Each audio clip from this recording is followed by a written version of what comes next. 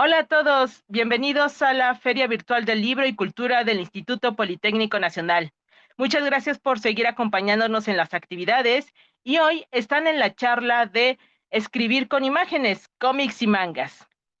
Gracias por estar acompañándonos. Yo soy Berenice Prieto de Editorial Chido y me siento muy feliz porque el día de hoy me acompañan dos autoras y dos creadoras muy geniales y a las cuales les he aprendido mucho en este mundo del cómic.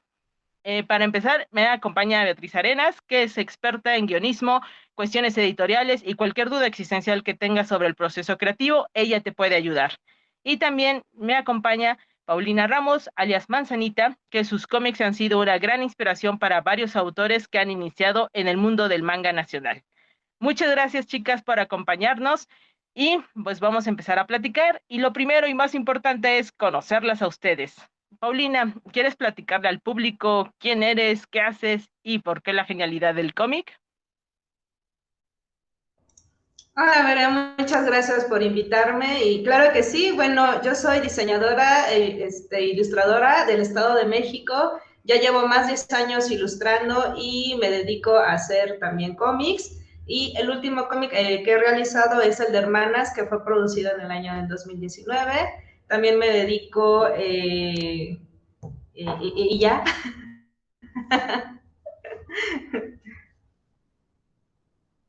Sí, sé que también eso va a ir estás, en la grabación. no te preocupes, sé que también participas en otros procesos creativos que a lo mejor no conocen los creadores novatos de cómic. Por ejemplo, estos procesos creativos para empresas o para otros estudios, por ejemplo, de videojuegos. También te dedicas a eso, ¿verdad? Así es, yo como diseñadora gráfica incursiono un poco en la parte del mundo de la publicidad junto con la animación, en donde yo estoy haciendo más que nada storyboard para publicidad animada y también llego a hacer clip note para estudios de animación para películas. Ok, entonces, bueno, ya saben, si quieren entrar al mundo del cómic, también pueden dedicarse a otras áreas y entre ellas está la parte de ser editor, que es lo que representa a Betty. Betty, ¿nos puedes platicar sobre ti? Pues bueno, como ya me habías presentado, soy Beatriz. Tengo varios cómics que he publicado por mi propia cuenta. También soy diseñadora gráfica. Ahorita realmente la mayoría de la ilustración que hago es para partes mecánicas, porque estoy en un taller automotriz. Entonces eso también es algo diferente porque es un diferente uso de todo este sentido.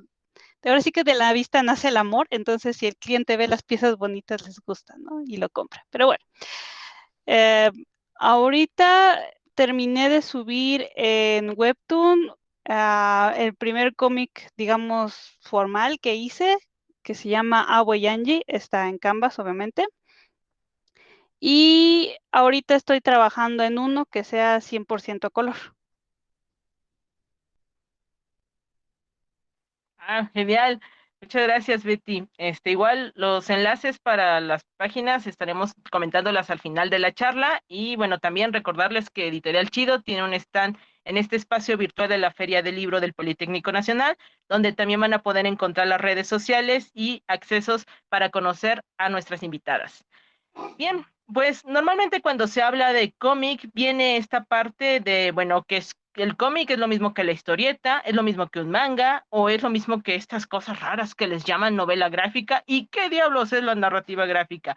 Parece que actualmente la secuencia narrativa tiene tantos nombres que puede llegar a confundir a alguien que apenas está iniciando, pero nos gustaría conocer su opinión de cuál es ese elemento, esa palabra clave con la cual un novato puede diferenciar estos géneros. Betty. Pues sobre todo siempre hay que fijarse en la extensión y el origen de las obras. Así más o menos es como se les empieza a poner nombre, ¿no? Porque en sí todo es narrativa gráfica, pero vaya, todo tiene un diferente nombre aunque todo sea lo mismo, ¿no? Extrañamente.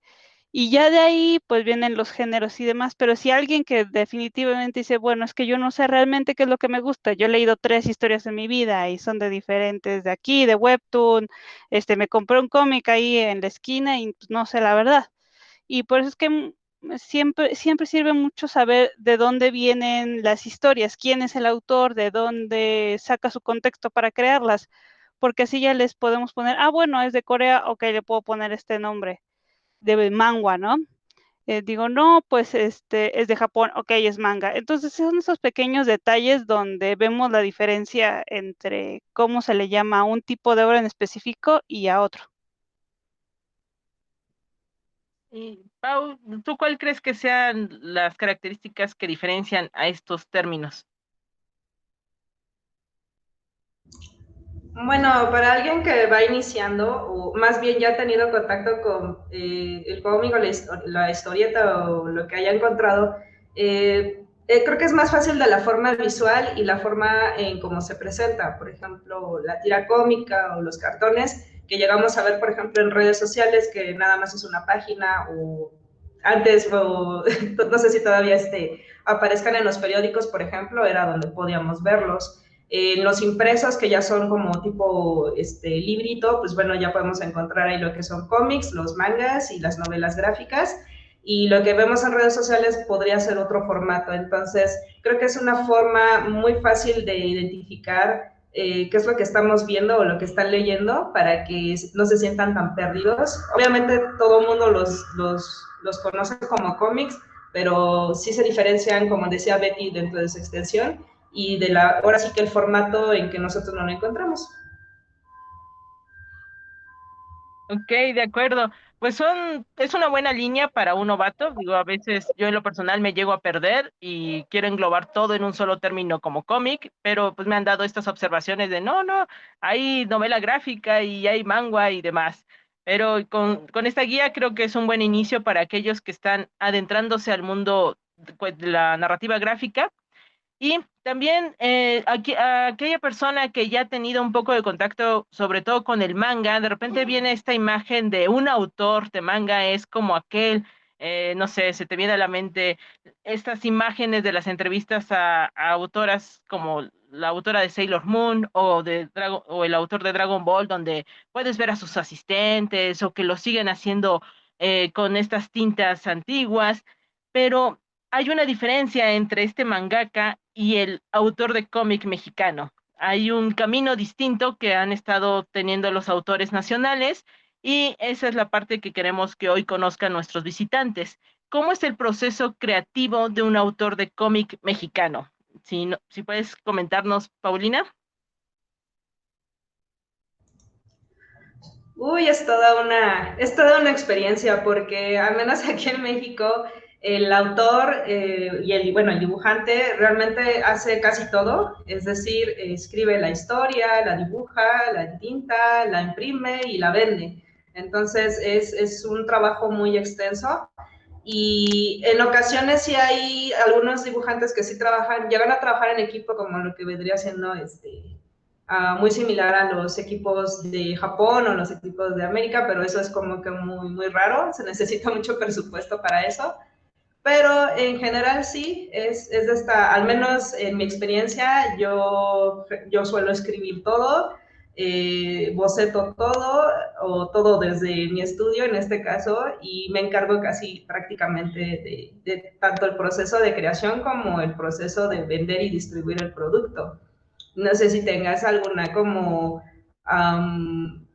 pregunta en específica en esta parte de los procesos que te interesa más que explicara. Bueno, sí hay una parte que es, por ejemplo, ahorita que mencionaste, el concepto es japonés y norteamericano. En ocasiones se te viene a la mente las editoriales, ¿no?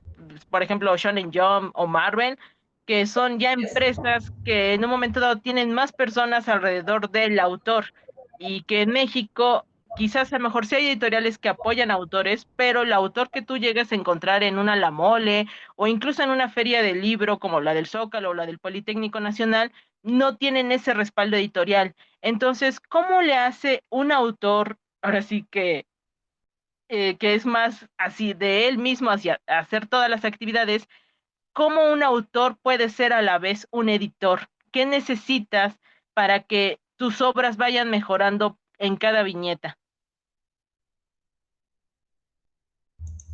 Bueno, bueno, ese proceso es más que nada donde hacemos el guión, en donde no solamente se trata de hacer una historia, de dibujarla y venderla, sino que como dibujante tienes que pensar quiénes van a leer esa historia, a quiénes les interesa, cómo puedes conectar con tus ideas o la propuesta. No es tan sencillo como parece, es un proceso que requiere sentarse a pensar un poquito para conocer a nuestros lectores, porque a final de cuentas son ellos los que los van a consumir, entonces tenemos que hacer como que una especie de estudio para poder conocer qué es lo que ellos en este momento les llama la atención, qué es lo que les gusta, qué tipo de géneros, inclusive la extensión, el tipo de formatos o la manera inclusive en que nuestros personajes se van a expresar. No podemos, por ejemplo, usar un lenguaje que no esté acorde, por ejemplo, hoy en día que los chicos tienen como que formas de hablar, usan cierto tipo de palabras y que si usamos palabras como recorcholis, repámpanos en nuestros cómics, pues a lo mejor no van a coincidir, ¿no? Entonces, sí se piensa mucho en eso, o al menos yo sí lo hago, para que finalmente el cómic sea aceptado por parte de mis lectores. Ok, mencionas un punto muy interesante, Pau, que es esta parte de entender un poco al lector y cómo llegarle. Y creo que es algo que Betty has estado realizando, ¿no? Cuando has asesorado a algunos autores de cómic o o autores que están desarrollando visual novel para en videojuego. Cuando tú has platicado con ellos, ¿qué elementos te has dado cuenta que diferencia un proceso creativo mexicano de a lo mejor de un proceso editorial extranjero?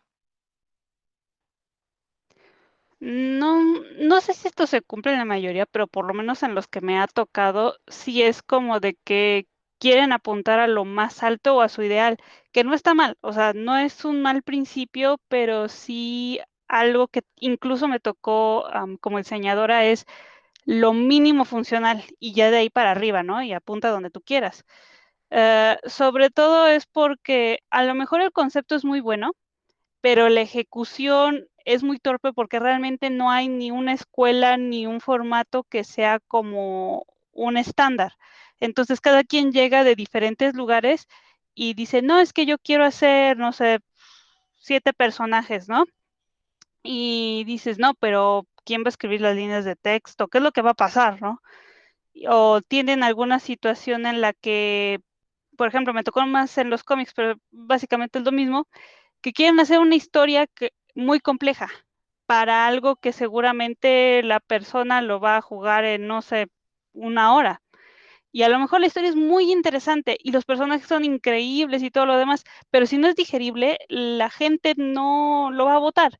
La mayoría de las personas creen que el lector va a llegar completa y totalmente devoto a su creación y la verdad es que es todo lo contrario.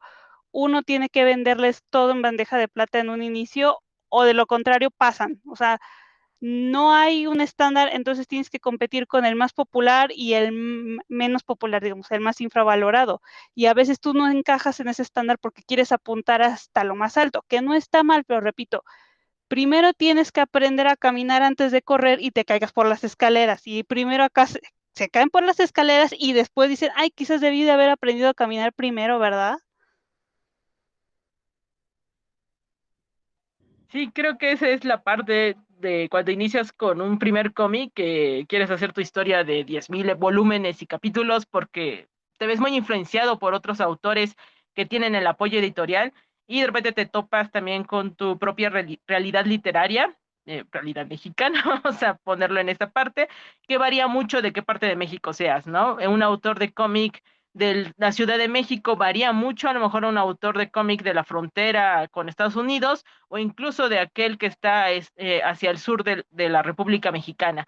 Es importante a los que nos están viendo comentarles que muchas de estas anécdotas pues vienen de la parte de autores de Ciudad de México que han tenido más contacto o que se han podido desarrollar en esta zona, pero igual los invitamos a buscar a los demás artistas donde podrán estar viendo más visión de lo que están sucediendo a nivel creativo dentro de la República Mexicana.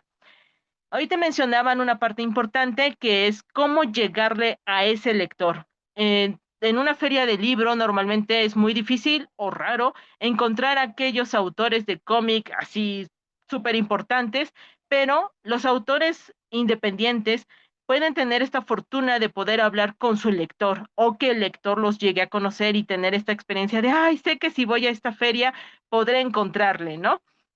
Pero, ¿qué pasa con aquellos que dicen, bueno, por ejemplo, los papás, mi hijo quiere leer cómic o mi hijo está clavado con esta historia sobre ninjas o sobre demonios, etcétera? En este caso, para ellos, porque la pregunta principal es, ¿por qué mi hijo prefiere leer esto que leer un libro? En un momento dado, ustedes como creativas del mundo del cómic, ¿por qué consideran que actualmente hay una generación que prefiere más escuchar leer las historias a través de viñetas que a través de las letras? ¿Creen que hay alguna influencia en específico por lo cual lo hace más atractivo, Paulina? Pues definitivamente sí, o sea, la ventaja que tiene cualquier narrativa, ya sea cómic, novela gráfica, es que ya están digeridos y aparte hay muchas categorías y hay muchas temáticas en donde los chicos pueden elegir qué es lo que más les gusta y aparte, como bien dicen, del amor nace a la vista, entonces cuando ven cosas interesantes, ya ilustradas, pues obviamente les llama un poco más la atención, más no significa que, porque hay muchos prejuicios también sobre el cómic o el manga o estas historias, de que como son personajes ficticios o son caricaturas, son para niños o es para un público infantil, cuando no lo es, porque al igual como los libros, hay lecturas que son para niños, hay lecturas que son para jóvenes y hay lecturas que son para adultos. Lo que suele pasar es que a veces, al menos en mi experiencia en las escuelas, a veces nos obligan a leer, no nos permiten explorar y conocer qué es lo que a nosotros nos gusta leer, simplemente se nos impone y nos dicen, tienes que leer esta cantidad de libros o estos títulos porque son los títulos que te van a hacer y súper inteligente o súper intelectual. Entonces, al verse obligados los chicos a leer estos libros y estos mismos títulos de generación en generación, porque ya sabemos cuáles son, entonces van perdiendo un poquito el interés y cuando empiezan a conocer esta parte que es más la parte del cómic en donde puedes tener temas serios o temas ficticios o temas incluso políticos o sociales, explicado con personajes intrigantes y buenas historias, con excelentes colores, y aparte de que puedes conocer al artista, pues obviamente les llama muchísimo más la atención.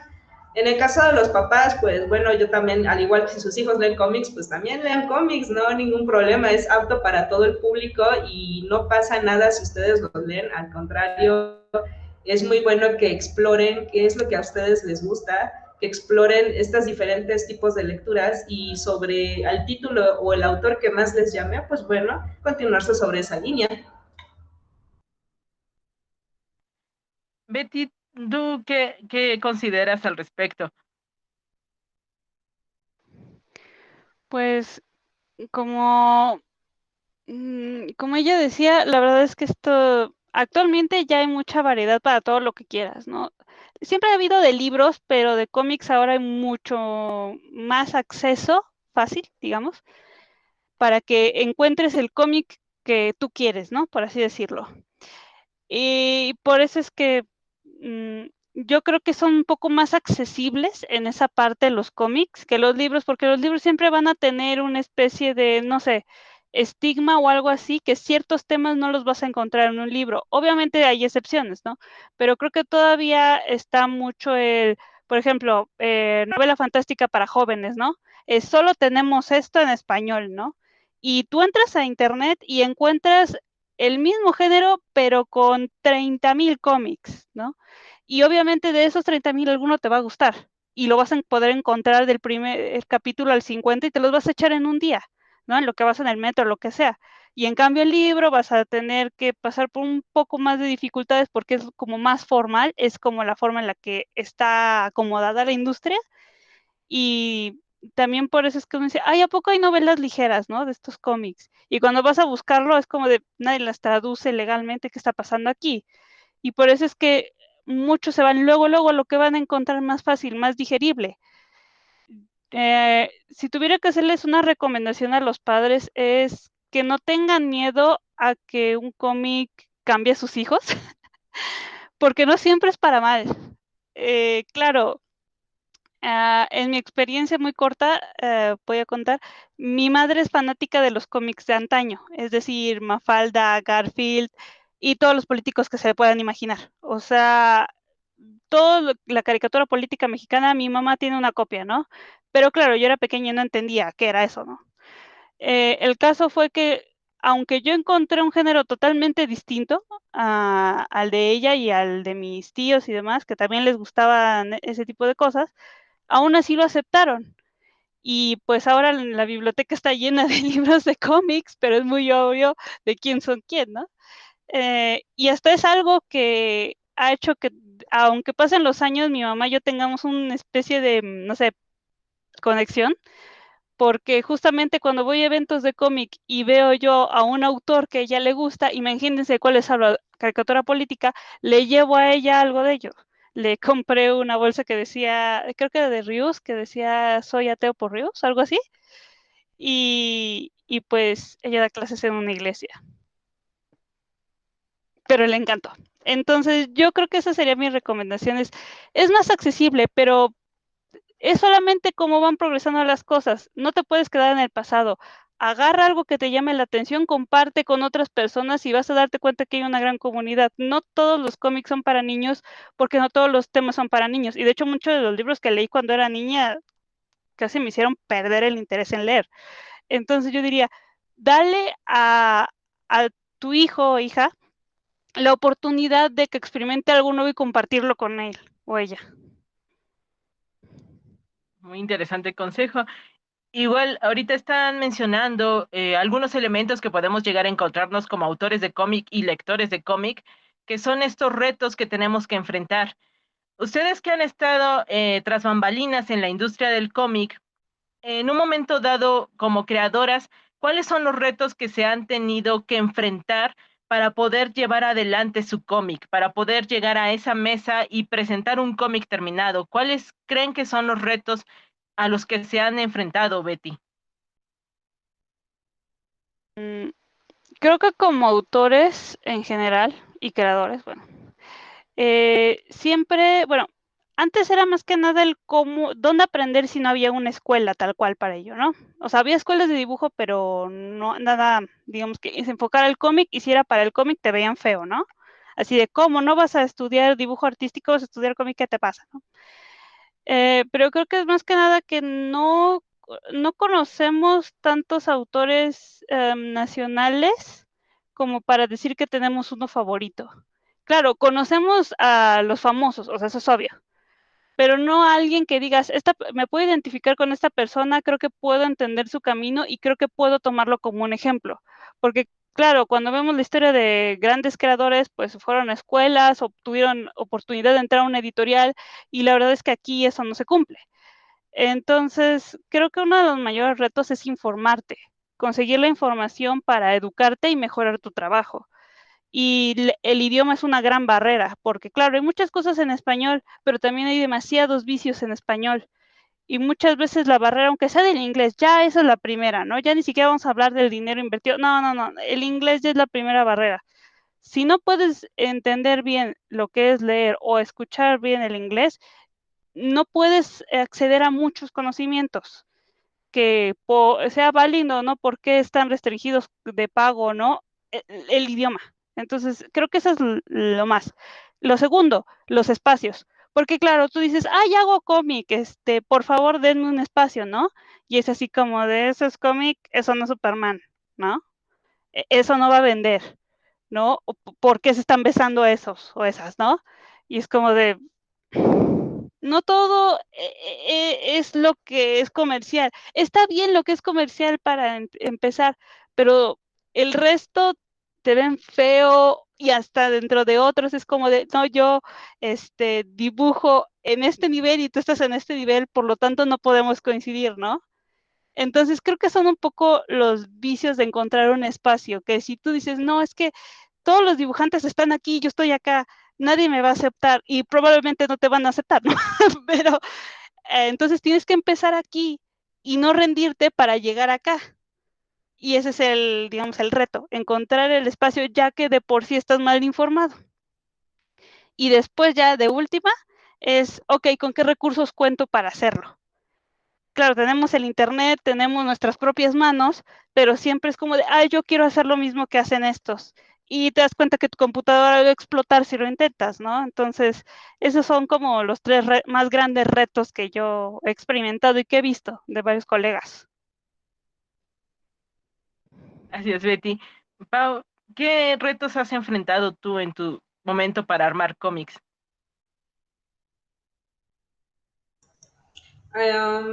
Fíjate que uno de los retos, creo que estoy de acuerdo en la parte con Betty, no tanto de información, sino más bien como de formación, porque se tiende a romantizar mucho esta parte del dibujante, ¿no? De artista, de que llegas, te encierras y te dedicas a dibujar todo el día, a hacer una obra maestra, y ya luego terminas y dices, ah, ¿quién me compra, no? ¿Quién me va a ver? Y resulta que las cosas realmente no son así.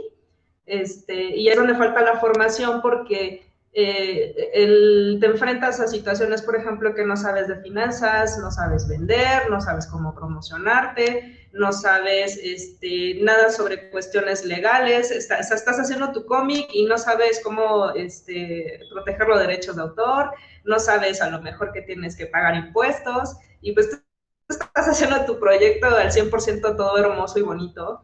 Y obviamente cuando ya empiezas a venderlo, ya empiezas a tener dificultades porque realmente no dedicamos tiempo a checar ese tipo de detalles tan importantes, sino que nos dedicamos como que más a la parte de dibujar. Y afecta mucho porque como dibujante pues funcionamos mucho como por emociones, entonces empiezan a agüitar, se empiezan a deprimir o empiezan a pensar que sus trabajos son malos o que son malos dibujantes, cuando realmente no es así, realmente lo que pasa es que tenemos como que muchos sueños en nuestra cabeza, decimos dibujo, me voy a hacer famoso, o el clásico de que me voy a una convención y me van a encontrar y me van a decir que soy el mejor dibujante de la época, ¿no? Entonces, no es así, realmente es es mucho más crudo, es mucho más complicado de lo que parece. Y ese es uno de los obstáculos que yo creo que al principio a mí me pasó, porque yo también era una soñadora, yo también creía que iba a ser como que muy bonito todo, muy fácil. Y conforme pues iba avanzando mi carrera, pues me empecé a dar cuenta de que muchas cosas no eran así. Y ahora que ya estoy un poco más grande, ya me empiezo a dar cuenta de todas estas cosas y pues sí me toman más tiempo, ¿no? O sea, he tenido que invertir más tiempo en formarme en otras áreas, como bien dice Betty, aprender un idioma nuevo, porque es muy importante al momento de que, pues bueno, si está tu mercado que habla español, pero también hay un mercado afuera que habla inglés y es importante para que te puedas impulsar. A lo mejor el público mexicano no le gusta tu trabajo, pero al extranjero sí le va a gustar y no lo sabes porque pues no sabes hablar el idioma. Y esa es una, creo que, de los obstáculos que yo he tenido, que parecen sencillos, pero creo que engloban como que muchos detalles y cosas que nos llegan a pasar a los dibujantes, pero me quedaría con eso hasta ahora. Muchas gracias, Pau. De lo que están comentando, de los retos y de la parte creativa, uno podría decir que hay muchos artistas en el camino que se rinden, como bien lo han mencionado, que no desean ya continuar en este proceso creativo de los cómics, pero hay algo que impulse a decir, bueno, ¿por qué contar una historia en cómic y no en otro formato? ¿Por qué tienen que usarse las viñetas para expresar un sentimiento cuando, no sé, hay poesía, hay prosa, hay cuestiones de multimedia? ¿Por qué la viñeta? En este caso, Pau, ¿qué te motivó a ti a contar tus historias a través del arte secuencial? Ay, porque es bien bonito. O sea, yo cuando me enamoré del manga, o sea, sí me acuerdo muy bien, ya lo he comentado anteriormente, el manga que me llevó a todo esto fue el de Sakura Card Captor. O sea, yo cuando abrí ese manga y vi los dibujos tan bonitos y vi que todo lo que yo veía en la televisión estaba en dibujitos, pues yo me enamoré y dije, qué padre forma de contar una historia, a diferencia de los libros que pues obviamente tú ves puro texto, pero imagínate contarlo con dibujitos, imagínate ver las caras de los personajes, cómo actúan, ver los escenarios o la época donde se desarrolla, inclusive o escenarios que no conocemos para los cómics que son de ciencia ficción o futuristas. O sea, a mí me encanta por eso, porque puedes ilustrar cualquier mundo, cualquier lugar, y eso, a menos en imaginación en los libros luego no me llega. Entonces en el cómic es posible verlo, y ese es el motivo por el cual a mí me sigue gustando, aparte de que es muy fácil conectar con cualquier persona. O sea, a un niño le enseñas un dibujo y es de los tuyos. O sea, a una persona grande, por muy seria que sea, le va a llamar la atención un dibujo y va a tener sus recuerdos de infancia, a lo mejor, no sé. Pero es la manera en que uno conecta de una forma más sencilla que si nada más mostramos un texto o un poema, que a lo mejor esa es una de las barreras que hemos logrado eh, eh, derribar. Entonces, esa sería más que nada mi opinión. Tú, Betty, ¿cuál consideras que sea?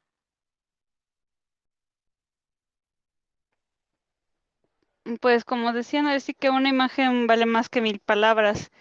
Y eso también ayuda cuando no estamos hablando el mismo idioma, pero sí estamos hablando de las mismas emociones, por ejemplo. Um, ya lo había mencionado antes también, pero ahorita estoy leyendo un manga que se llama No Home. Y aunque la historia es de dos chicos problemáticos en una casa embrujada, a la hora en la que los dibujos, por más simples que sean, me dicen cómo se están sintiendo los personajes, sus emociones, aunque estén hablando de que el kimchi está muy picante, yo sinceramente lo voy reflejando más en cómo yo me siento. Entonces, claro, me ha tocado escribir mucho historias y sí, es verdad que tiene un cierto, ¿cómo decirlo?, encanto, pero también cuando tienes que decir que un personaje se siente totalmente desolado y que ya no puede con su vida y que la carga mental es demasiada, claro, yo lo puedo describir en un párrafo, pero cuando ves la imagen de ese personaje sujetándose la cabeza con las manos y con los ojos totalmente desorbitados, es cuando dices, creo que yo me he sentido así. Y la historia ya te atrapa y ya no hay salida, ¿no? Ahí quedó. Y uno como autor obviamente quiere provocar reacciones, quiere que la otra persona de alguna forma o reciba el sentimiento o devuelva algo, ¿no? Y es por eso que creo que muchas veces optamos más por la imagen que por las palabras. Claro, creo que el poder transmitir un sentimiento con una sola imagen o con dos viñetas puede llegar a ser mucho más impactante que leer una hoja donde se refleje ese mismo sentimiento, ¿no? Creo que a todos se nos viene a la mente una imagen que refleja un sentimiento muy fuerte y en ocasiones los cómics, por tener esta idea de que son para niños o que no reflejan estas emociones fuertes que también encuentras en la literatura clásica, se evita que en un momento dado puedas comprender el lenguaje visual y que puedas llegar a ser empático con algunos momentos y escenas que a veces en los libros puede tomarte más tiempo. En este aspecto de que mencionan de yo quiero reflejar este sentimiento en mi historia, ¿cuáles son los consejos que pueden darles a los autores de cómic novatos para poder llegar a ese punto, para poder encontrar esta imagen que refleje tanto de su historia? Pau, ¿qué consejos puedes compartir? Pues para jóvenes autores, futuros autores o actuales, Para esa expresión, bueno, algo que a mí me funciona mucho es hablar o dibujar desde mi experiencia. Porque es más natural, ¿no? Es más natural porque yo ya conozco mis emociones, ya conozco cómo reacciono y entonces se me hace más fácil expresarlo. Por otro lado, pues hay que explorar mucho, hay que experimentar, conocer a más personas. A veces cuando empiezas a platicar, por ejemplo, me gusta mucho platicar con gente ancianita o viejita porque tienen una forma de narrarte sus historias muy interesante. Entonces, hacer este tipo de conversaciones, inclusive hablar con los niños, la manera en cómo ellos tratan de explicarte algo, porque obviamente no tienen un vocabulario tan extenso y no conocen tanto sus emociones, te permite observar todo eso. Entonces, creo que entre ustedes más convivan o socialicen con personas de su alrededor, les puede ayudar bastante. No diría tanto que de películas, porque son actuación, entonces ya están como que pulidas, por decirlo así, pero es más natural hacerlo con tus amigos o con tus familiares o algún vecino que tenga alguna anécdota, alguna historia, te puede ayudar bastante. Y por otro lado, pues también es leer mucho, también recomiendo estar leyendo mucho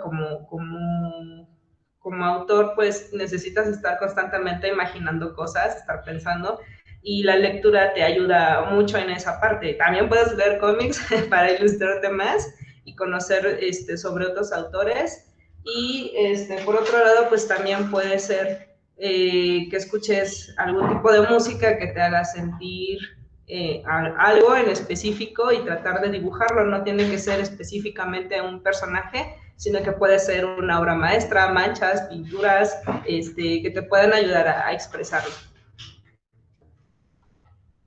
Muchas gracias, Pau. Betty, ¿qué consejos puedes darnos?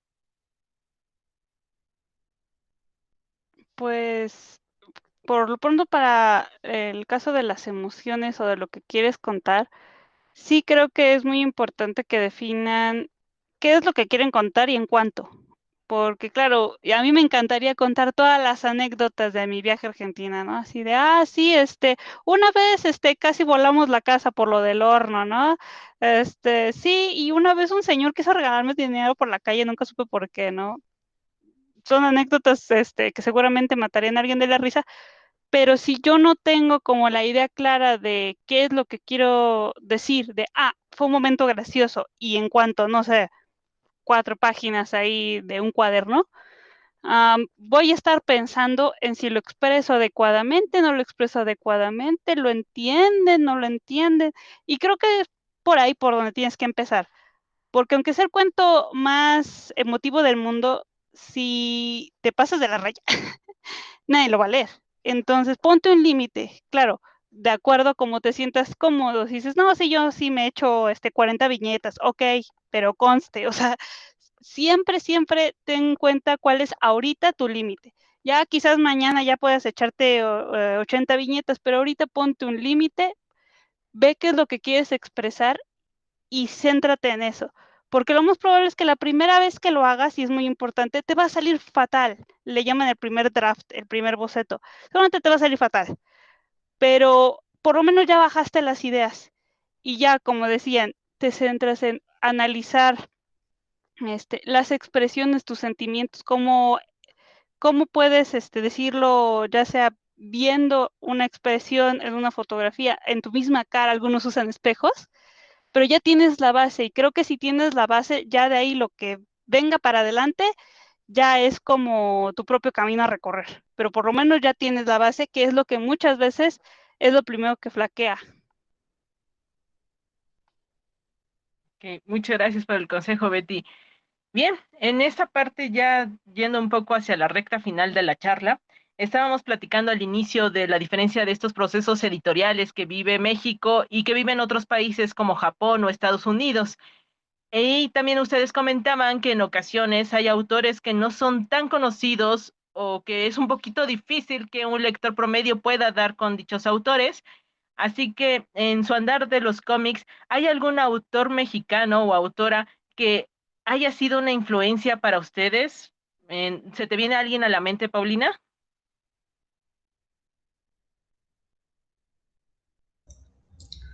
Sí, en su momento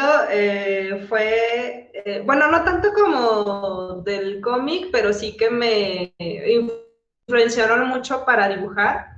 Creo que tuvo que ver mucho la revista de Dibujarte, en donde ahí había algunos dibujantes de donde pues técnicamente aprendí a dibujar.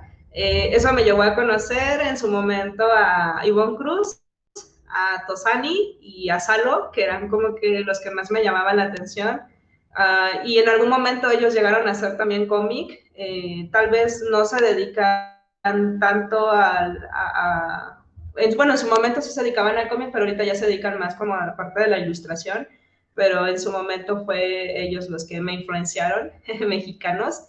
Y actualmente puedo recomendar por ejemplo, a Aimosh,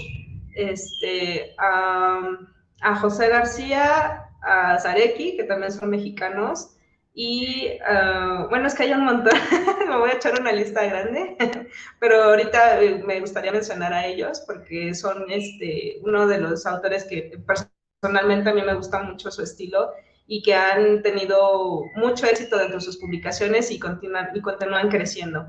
Ahora sí que yo crecí en su momento con varios colegas dibujantes y estoy muy feliz de que muchos de ellos actualmente pues son exitosos dentro de este medio y también han publicado en algún momento cómic. Entonces, me quedaría más que nada como que mejor el consejo de que si piensan que no hay propuestas mexicanas de cómic, sí hay y hay un montón. Estamos ahí un poco dispersos, pero sí anímense a buscar porque sí hay una gran cantidad de propuestas, entonces que se animen a conocerlos y si esas recomendaciones que yo hago les gustan, pues adelante. Muchas gracias, Pau. Has mencionado varios autores y me parece que pueden encontrar el material de todos ellos en línea y también adquirir sus títulos. Betty, ¿puedes compartirnos brevemente qué autor o autores te han influenciado que sean del cómic nacional?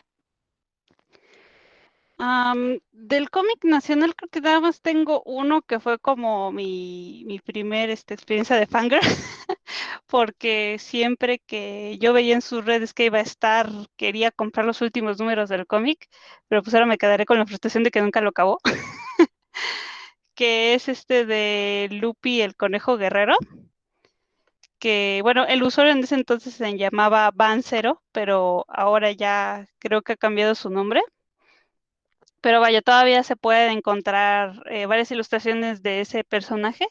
Ese creo que fue el primero que me abrió las puertas a que el dibujo mexicano no tenía que ser feo, que podía haber cosas de mucha calidad y que, vaya, que había más de un aspecto, ¿cómo decirlo? Hasta ese momento todo era como muy fanzine y cuando llegué a ese cómic me hizo entender que las cosas podían ser a color. Entonces creo que fue la gran revelación para mí en ese entonces. Ahora que los que sigo actualmente, muchos son más de ilustración que de cómic, pero hay uno que conseguí en una convención y otro que sigo mucho, Augusto Mora, por lo menos en cosa de relatos cortos, creo que vale mucho la pena que los revisen, aunque a lo mejor no les interese mucho los temas que trata, pero por lo menos el formato creo que podría servirles a muchos.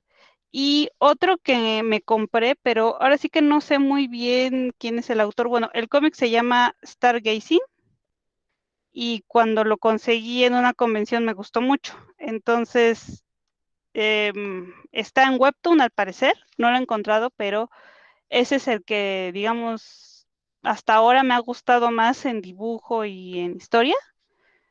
Entonces creo que sería una buena recomendación para los que quieran algún autor nacional, pero no tengo el nombre del autor a la mano, pero bueno, con el título ya lo pueden buscar en Webtoon.